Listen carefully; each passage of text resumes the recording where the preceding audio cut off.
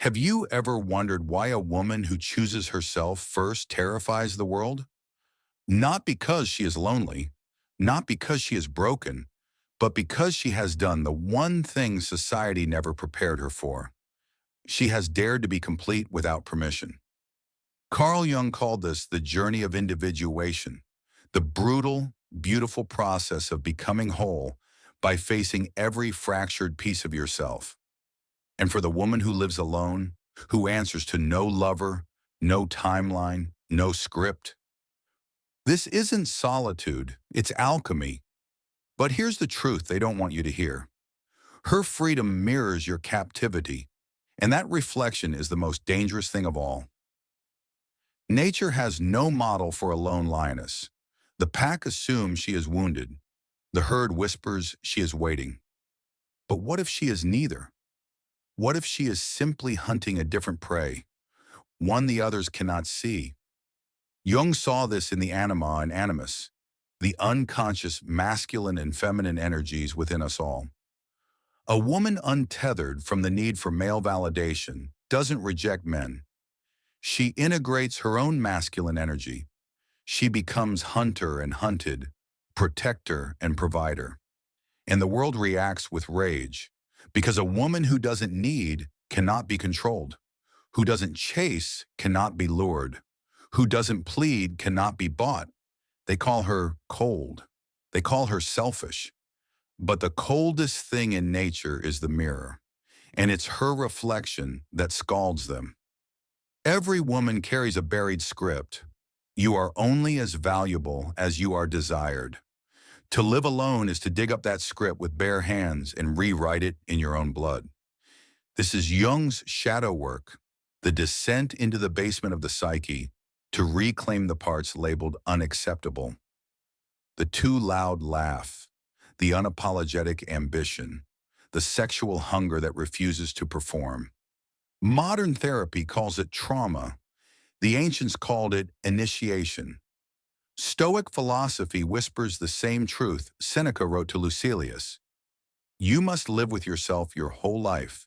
Make that company worthy. The woman who masters solitude doesn't hate connection. She transcends desperation, and that makes her love more dangerous than any rejection. Marcus Aurelius ruled an empire, but wrote in private, "You have power over your mind, not outside events." The woman who lives alone embodies this daily. No husband to blame, no children to hide behind. Every failure and triumph is hers alone. This is the Stoic feminine, not the absence of emotion, but the mastery of it, the understanding that love is a choice, not a lifeline. Jungian psychology reveals the irony. Most women fear being alone because they've never met themselves. They've only met the projections of mothers, lovers, and culture. The mirror is the bravest battlefield. Will you face what looks back? Here's what no one admits. Men don't fear strong women. They fear self-contained women. The difference? Strength can be harnessed. Containment cannot be breached. Jung's anima theory cuts deeper. A man's unconscious feminine ideal is often a dependent one. The muse, the nurturer, the one who needs his protection. But the woman who lives alone? She mirrors back his own unclaimed feminine energy, his creativity, his vulnerability, his need to be needed. And that reflection is unbearable. This isn't about gender wars, it's about wholeness. And wholeness terrifies fragmentation in all its forms. Ancient cultures had rites of passage. Modern women get Tinder and therapy. But the woman who chooses solitude, she has given herself the initiation no man and no mother could provide. This is Jung's individuation in its rawest form, not the rejection of relationships, but the prerequisite for real ones. Epictetus, the Stoic slave, put it plainly, first learn the meaning of what you say and then speak. The woman who lives alone has learned the meaning of I am. Now watch what happens when she finally says it. The most radical thing a woman can do is not to refuse a man's love, it's to refuse to need it. There is a version of you that civilization could not domesticate. She lingers in dreams, barefoot, furious, radiant with unapologetic instinct. The woman who lives alone has stopped apologizing for her.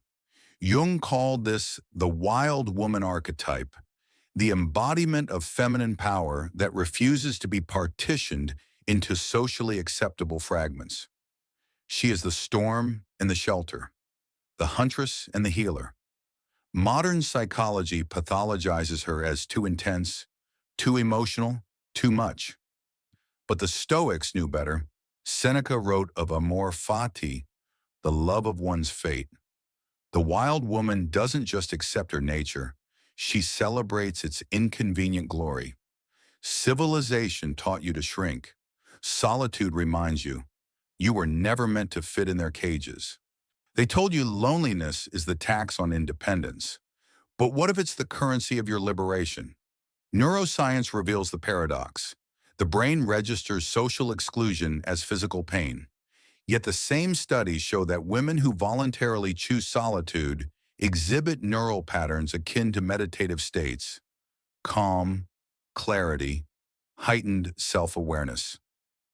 This is Jung's shadow integration in action. What you fear as abandonment is actually the threshold to sovereignty. Marcus Aurelius knew this when he wrote, "Nowhere can man find a quieter or more untroubled retreat than in his own soul. The world starves for your attention. The question is, when will you stop giving away your focus like counterfeit coins?" Every great feminine mystic, from Hildegard of Bingen to Simone Weil, understood the sacred paradox. Emptiness is not absence. It is the crucible of creation. Modern trauma therapy confirms what the ancients knew. The silent spaces between relationships are where self-concept crystallizes. The woman who withstands the void doesn't find emptiness. She finds blueprint. Jung's anima mundi, world soul, whispers the truth. Your aloneness isn't isolation. It's communion with the deepest aspects of existence. Epictetus, the philosopher's slave, put it bluntly, "First say what you would be, then do what you have to do." They warned you about the woman who lives alone. They never warned her about what she might become.